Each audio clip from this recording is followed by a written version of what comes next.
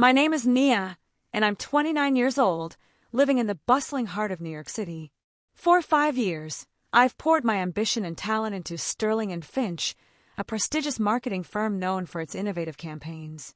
I started as a junior account manager, fresh out of college, and quickly climbed the ranks, driven by a desire to prove my worth.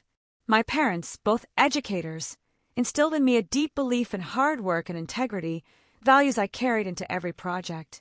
I loved the fast pace and the creative energy of the city, believing it was a place where merit truly mattered. I was proud of my achievements, knowing I had earned every step forward through sheer dedication. The company culture at Sterling and Finch often felt like a double-edged sword. On one hand, it championed diversity in its public statements and marketing materials, showcasing a vibrant, inclusive image. On the other, I sometimes felt an unspoken tension, a subtle undercurrent of difference that was hard to pinpoint. I was often the only Black woman in leadership meetings, a fact I tried not to dwell on, focusing instead on my contributions. My immediate team was supportive, but the higher echelons felt distant, almost like a separate world. I told myself it was just the nature of corporate hierarchies. Mr. Sterling, our head of global accounts and a direct descendant of the firm's founder, was a charismatic figure, always impeccably dressed. He commanded respect, often with a jovial, paternalistic air that masked a sharp, sometimes cutting wit. His presence filled any room he entered. He had a reputation for being tough but fair, or so the company narrative went. I had always tried to maintain a professional distance, focusing on delivering results that spoke for themselves. I believed that my performance would be my ultimate shield against any unspoken biases. My biggest project to date, securing a major tech client, had just been finalized, a significant win for the firm. This success elevated my profile, making me a key player in the upcoming corporate excursion. It felt like a culmination of years of effort. I was excited about the excursion, seeing it as an opportunity to connect with colleagues outside the usual office environment. It was a chance to build rapport, share ideas, and solidify my position within the company's future leadership. I saw it as a positive step. The annual corporate excursion was a highly anticipated event, a luxurious retreat designed to foster team building and strategic planning. This year, it was held at a sprawling, exclusive resort upstate, far from the city's hustle. It promised a blend of work and relaxation. I packed with a sense of optimism, looking forward to the workshops and casual interactions. I envisioned productive discussions and a chance to truly unwind with my peers. It felt like a reward for all the long hours and dedication I had invested. Little did I know, this seemingly idyllic retreat would become the backdrop for the most challenging period of my professional life. The serene environment would soon be shattered by an incident that forced me to confront uncomfortable truths. It would test my resolve. I remember thinking how beautiful the autumn foliage was as we drove upstate, the leaves a riot of red and gold. The air was crisp, and the atmosphere on the bus was light-hearted, filled with anticipation. Everyone seemed to be in good spirits. I chatted with a few colleagues, discussing our hopes for the retreat and sharing light anecdotes. There was a sense of camaraderie, a brief moment where the usual corporate masks seemed to slip, revealing genuine personalities. It felt refreshing. As we approached the resort, a grand stone edifice nestled amidst rolling hills, I felt a surge of pride. I was part of this, a rising star in a company that, on the surface, celebrated talent. I was ready to contribute and engage fully. The illusion of perfect harmony was about to be irrevocably broken. The beauty of the surroundings would soon contrast sharply with the ugliness of prejudice, forcing me to see the true colors of those I worked alongside. My world was about to shift. The resort was even more impressive than I had imagined, a blend of rustic charm and modern luxury. Our first evening began with a formal dinner, a chance for everyone to mingle and unwind after the journey. The air was filled with polite chatter and clinking glasses. I found myself seated at a table with a mix of colleagues from different departments, including a few senior managers. The conversations flowed easily, ranging from industry trends to light-hearted personal anecdotes. It felt like a genuine bonding experience. Mr. Sterling, ever the center of attention, moved through the room, shaking hands and exchanging pleasantries with everyone. He had a way of making each person feel seen, even if only for a fleeting moment. His presence was commanding yet approachable. Later that evening, after dinner, many of us gathered in the resort's grand lounge, a cozy space with a roaring fireplace. The formal atmosphere relaxed, and people started sharing stories and jokes, enjoying the informal setting. It felt like a true team gathering. A small group, including Mr. Sterling, gathered near the fireplace, their voices growing louder with each round of drinks. I was nearby, listening to their anecdotes, some of which veered into territory that made me slightly uncomfortable. There was a subtle shift in their tone. They started discussing recent company hires, specifically mentioning a few new recruits from diverse backgrounds. While some comments seemed innocuous, others carried a faint, almost imperceptible, undertone that made me uneasy. It was hard to put my finger on it. I tried to dismiss my growing discomfort, telling myself I was overthinking things, that it was just casual banter. I reminded myself that I was here to build connections, not to look for trouble. I wanted to believe in the best intentions. However, a knot began to form in my stomach as the conversation continued. The jokes became a little sharper, the laughter a little louder, and the subject matter started to feel less like innocent office gossip and more like something else entirely. It was unsettling. Mr. Sterling, fueled by alcohol and the seemingly comfortable environment, began to steer the conversation towards what he called cultural differences in the workplace. His tone was jovial, but his words carried an edge that made me tense up. I felt a chill. He started recounting an anecdote about a previous employee, making a generalization about their work ethic based on their ethnic background. The story was delivered with a wink and a smile, but the underlying message was clear and deeply troubling. I felt my jaw clench. A few colleagues around him chuckled uncomfortably, some avoiding eye contact, while others seemed to find it genuinely amusing. I watched their reactions, a mix of surprise and resignation, and felt a wave of disappointment wash over me. This was not the environment I expected. I considered excusing myself, retreating to my room, but something held me back. Perhaps it was a sense of duty, or maybe a stubborn refusal to let such remarks go unchallenged. I felt a growing sense of injustice burning within me. The air in the room, once light and convivial, now felt heavy with unspoken tension, at least for me. The laughter of the group around Mr. Sterling seemed to echo hollowly in my ears, a stark contrast to the beautiful setting. I felt isolated. I took a deep breath, trying to calm the rising anger within me. I reminded myself to remain professional, to choose my words carefully, but the blatant disregard for basic respect was becoming unbearable. My patience was wearing thin. The excursion, which had started with such promise, was quickly transforming into a crucible.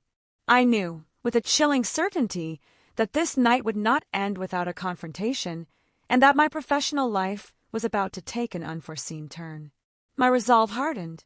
The conversation around Mr. Sterling continued, each comment chipping away at the facade of inclusivity I had tried to believe in. Then, he turned his attention to a recent diversity initiative, dismissing it with a wave of his hand. His words cut deep. "Honestly," he scoffed, his voice carrying across the lounge, "all this talk about diversity hires is just diluting the talent pool. We need the best, not just a quota to fill." A few people nodded, some nervously, others in agreement. My blood ran cold. He then looked directly at me, a patronizing smile on his face, as if expecting me to concur or laugh along. "Nia, you understand, don't you? You're an exception, of course. You've truly earned your place, unlike some others who are just beneficiaries of a trend." His words hung in the air, a thinly veiled insult wrapped in a backhanded compliment.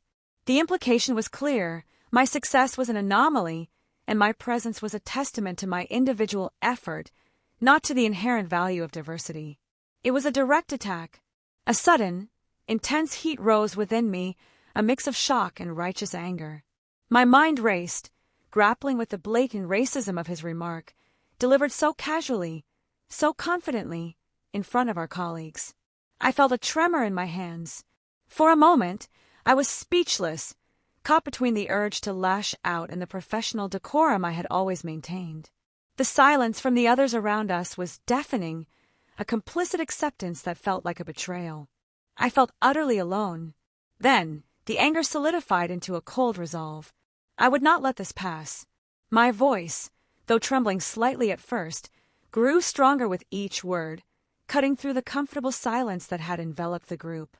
I met his gaze directly. "Mr. Sterling," I said, my voice clear and firm, "I find your comments deeply offensive and entirely inappropriate. My colleagues and I, regardless of our backgrounds, are here because of our talent and hard work, not because of any quota or treadnut." His smile vanished instantly, replaced by a look of stunned disbelief, then a flicker of annoyance. He clearly wasn't used to being challenged, especially not by someone he considered a beneficiary. The air crackled with tension. "Excuse me, Nia," he retorted, his tone sharp, his jovial mask completely gone. "I was merely making an observation. Perhaps you're being a bit too sensitive. It was a joke, a lighthearted comment." He tried to dismiss my reaction. "There's nothing lighthearted about undermining the achievements of your employees based on their race," I countered, my voice unwavering now. "And I assure you, my sensitivity has nothing to do with it. It's about respect and basic human decency." The other colleagues in the group shifted uncomfortably, some looking down at their drinks, others exchanging nervous glances. No one spoke up. No one offered a word of support, leaving me to stand alone against his dismissive remarks. Their silence was deafening. Mr. Sterling's face hardened, his eyes narrowing. "Perhaps we should discuss this in my office, Nia not here. You seem to have misunderstood the context of a private conversation." He was attempting to regain control, to assert his authority. "There's no misunderstanding, Mr. Sterling," I replied, refusing to back down. "Your comments were clear, and they were racist. They have no place in this company, or anywhere else." I knew I had crossed a line, but I couldn't unsay it. I turned and walked away from the group, my heart pounding, but my head held high. The laughter and chatter in the lounge seemed to fade into a distant hum. I knew, with absolute certainty, that my life at Sterling and Finch would never be the same. The next morning at the resort, the atmosphere around me was palpably different. Colleagues who had been friendly just hours before now avoided eye contact, their smiles strained, their conversations abruptly ceasing as I approached. I felt like an outcast. I tried to engage in the morning workshops, but my contributions were met with silence or quickly glossed over. It was as if an invisible wall had been erected around me, isolating me from the very team I was supposed to be bonding with. The chill was undeniable. Mr. Sterling, meanwhile, was his usual charming self, laughing loudly with senior executives, seemingly unaffected by our confrontation. He cast a few dismissive glances my way, a subtle smirk playing on his lips, signaling his perceived victory. His confidence was infuriating. During lunch, I found myself eating alone, the usual communal tables feeling suddenly unwelcoming. The whispers and averted gazes were more painful than any direct confrontation, a silent condemnation that cut deep. It was a lonely experience. Later that afternoon, I received a calendar invite for a private discussion with Mr. Sterling and HR, scheduled immediately upon our return to the city. The subject line was ominous, confirming my fears about the repercussions of my stand. My stomach churned. I spent the rest of the excursion in a state of quiet dread, participating minimally, observing the subtle shifts in behavior around me. The vibrant autumn colors outside seemed to mock the grayness that had descended upon my professional world. The joy was gone. Back in the city, the meeting was swift and brutal. Mr. Sterling, flanked by a stern-faced HR representative, accused me of unprofessional conduct, disrupting team morale, and misinterpreting a harmless conversation. He twisted the narrative completely. "Nia, your outburst was entirely uncalled for," Mr. Sterling stated, his voice calm but laced with authority. "You publicly embarrassed a senior leader and created an uncomfortable environment for your colleagues. This is unacceptable behavior." The HR representative nodded in agreement, her expression devoid of empathy. She presented a formal warning, stating that any further incidents would lead to disciplinary action, including potential termination. It felt like a premeditated attack. I tried to explain my perspective, to articulate the racism of his remarks, but my words were met with blank stares and dismissive gestures. They were not interested in hearing my truth. They were there to deliver a predetermined verdict. I felt unheard. "We understand you may have felt offended," the HR representative interjected, her voice flat, "but perception does not equate to intent. Mr. Sterling assures us his comments were taken out of context." We expect you to move past this. I left the meeting feeling numb, a heavy weight settling on my shoulders. The company, which I had dedicated so much to, had sided unequivocally with the powerful leader, effectively silencing my voice and invalidating my experience.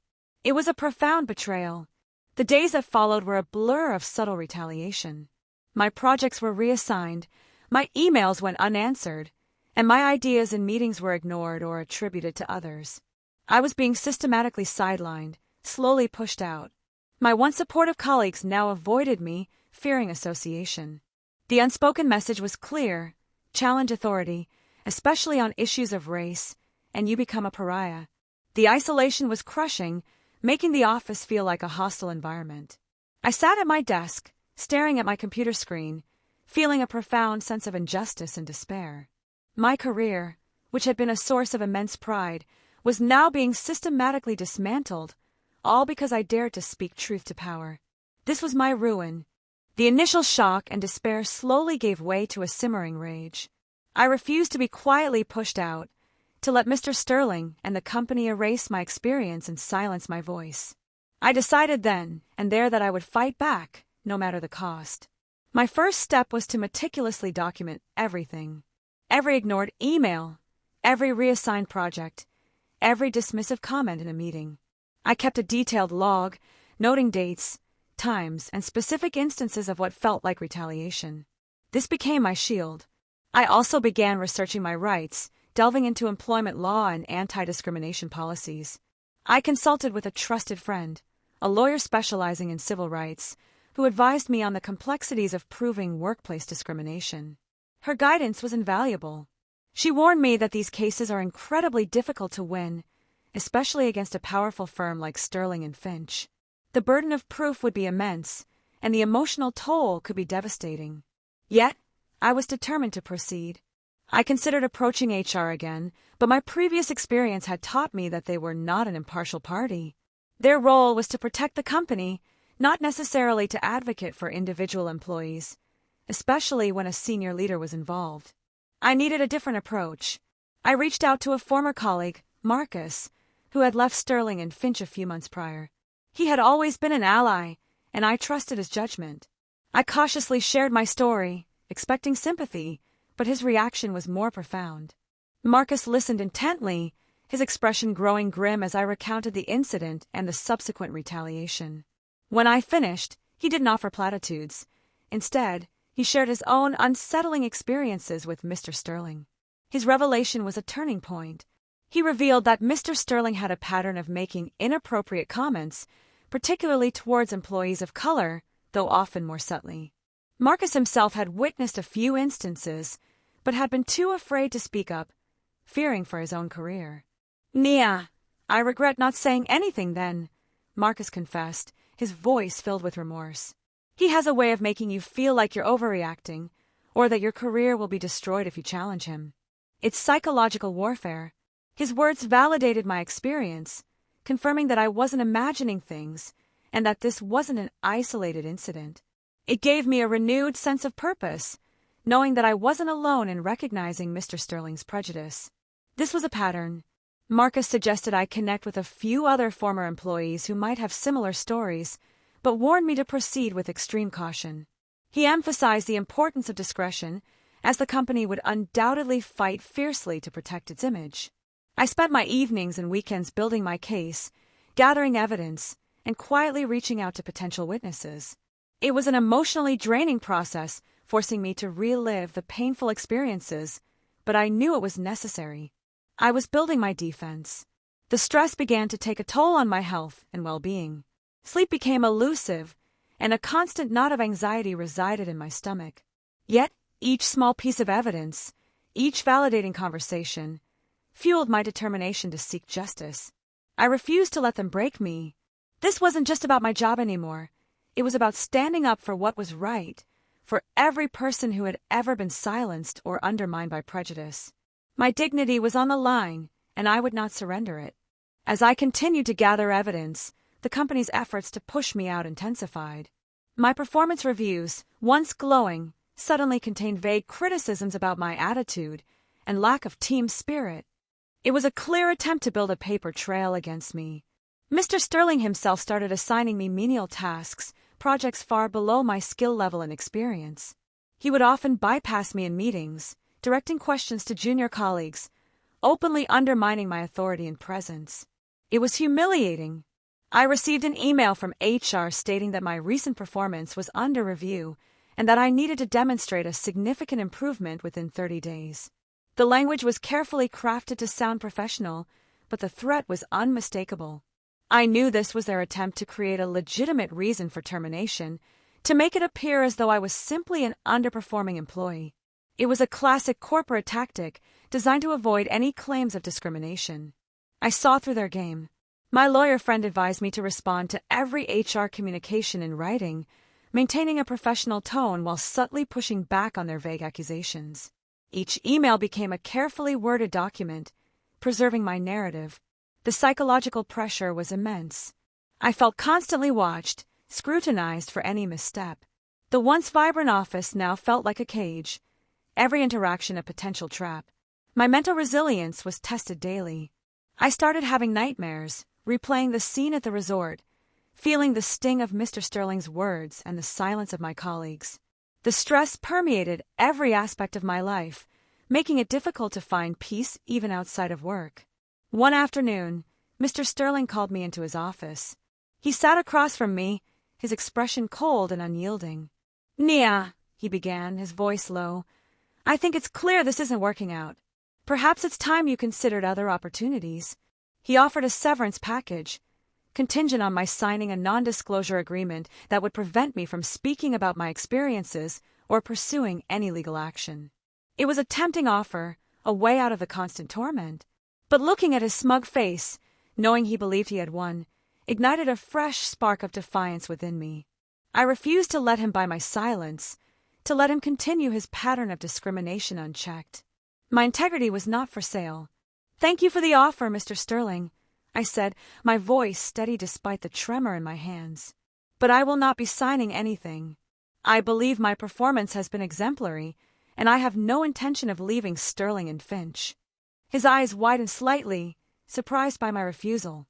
"Don't be foolish, Nia," he warned, his voice hardening. "You won't last here. We can make things very difficult for you. Your career in this industry will be over." "Perhaps," I replied, meeting his gaze, "but I'd rather fight for what's right than walk away in silence." "You underestimate me, Mr. Sterling." I stood up, ending the meeting on my terms. Walking out of his office, I felt a surge of fear mixed with exhilaration. I had just rejected a comfortable exit, choosing instead to stand on principle. The battle was far from over, but I had drawn my line in the sand. I knew the fight ahead would be brutal, but I also knew that I could not live with myself if I allowed his prejudice to triumph. My resolve was stronger than ever, fueled by the desire for justice and the hope of creating a safer space for others. Just when the pressure felt unbearable, a glimmer of hope appeared from an unexpected source. I received an anonymous email, the subject line simply regarding Sterling and Finch. My heart pounded as I opened it. The email contained a single, encrypted audio file and a brief message. "Listen to this. It might help. From someone who knows." There was no sender name, no other identifying information. My hands trembled as I downloaded the file. I immediately called my lawyer friend, who advised me to exercise extreme caution. She had a colleague with expertise in digital forensics who could verify the file's authenticity and ensure it wasn't a trap. The wait was agonizing. A day later, her colleague confirmed the file was legitimate and untampered with. My lawyer then gave me the green light to listen. I put on my headphones, my heart racing as I pressed play. The audio quality was surprisingly clear. It was a recording of a conversation in the lounge on the night of the corporate excursion.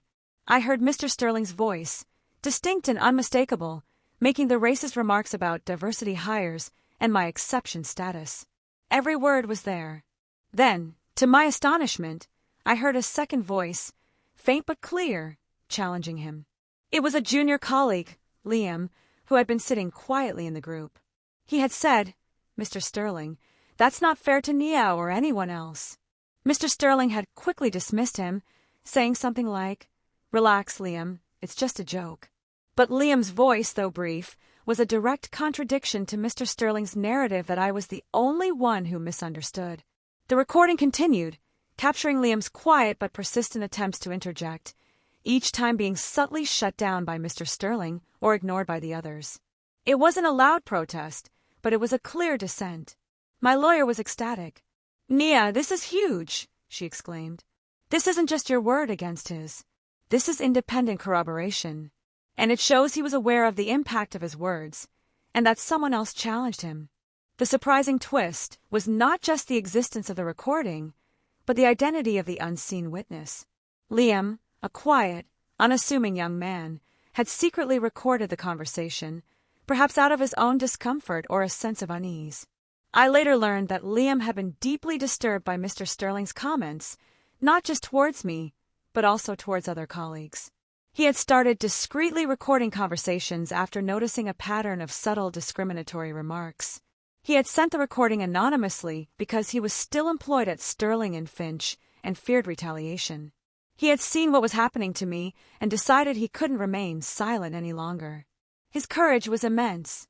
This recording changed everything. It transformed my fight from a personal grievance into a documented case of systemic prejudice and retaliation. The company could no longer dismiss my claims as misinterpretations or outbursts. Armed with this irrefutable evidence, my lawyer drafted a formal complaint, detailing the incident, the subsequent retaliation, and attaching the audio recording. We were ready to escalate the fight. The tables were about to turn. The man who had tried to ruin me was about to face the consequences of his own prejudice, exposed by an unexpected act of quiet bravery. Justice, it seemed, was finally within reach. The formal complaint, accompanied by the audio recording, hit Sterling and Finch like a bombshell. The immediate reaction from the company was a mix of panic and damage control. They could no longer ignore or dismiss my claims. A new, impartial HR team, brought in specifically for this investigation, launched a thorough inquiry. They interviewed everyone present at the corporate excursion, and this time the atmosphere was different. The truth was beginning to surface. Many colleagues, emboldened by the undeniable evidence of the recording, began to corroborate my story, admitting they had been uncomfortable but too afraid to speak up. Liam, though still anonymous to the company, had opened the floodgates. Mr. Sterling, initially defiant, found himself cornered. The recording was irrefutable, and the growing number of witness testimonies painted a clear picture of his discriminatory behavior and the subsequent retaliation against me. His power was crumbling. The company, fearing a major public relations disaster and a costly lawsuit, moved quickly to mitigate the damage. They offered me a substantial settlement, far beyond what I could have imagined, on the condition that I would resign and sign a non-disparagement agreement. My lawyer advised me to accept the settlement, emphasizing that it was a significant victory without the prolonged and emotionally draining process of a full lawsuit. It was a chance to move forward, vindicated and financially secure. I agreed, but with one crucial condition: Mr. Sterling had to be removed from his position. The company initially resisted, but faced with the threat of public exposure and further legal action, they eventually conceded.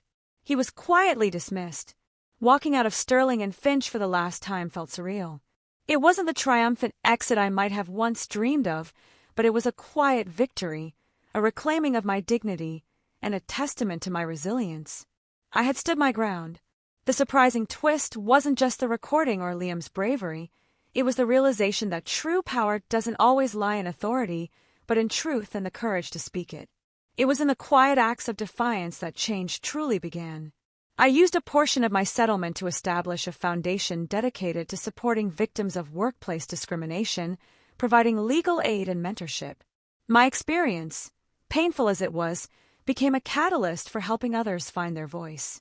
I also started my own consulting firm, specializing in diversity and inclusion strategies for companies. My mission was to help create workplaces where everyone felt valued and respected, ensuring no one else had to endure what I had. My first major client was a rival firm of Sterling and Finch, eager to demonstrate their commitment to a truly inclusive culture. My reputation as someone who fought for what was right preceded me, opening doors I never anticipated. I reconnected with Liam, who had quietly left Sterling and Finch shortly after the investigation concluded. He became an integral part of my new firm, a silent partner in our mission, his quiet courage continuing to inspire me. My life now is not without challenges, but it is filled with purpose and authenticity. I am no longer just Nia, the marketing executive. I am Nia, the advocate, the entrepreneur, the voice for those who have been silenced. The man who tried to ruin me for being black and speaking out against his racism ultimately paved the way for my liberation and my true calling. His prejudice, intended to crush me, instead ignited a fire that continues to burn brightly.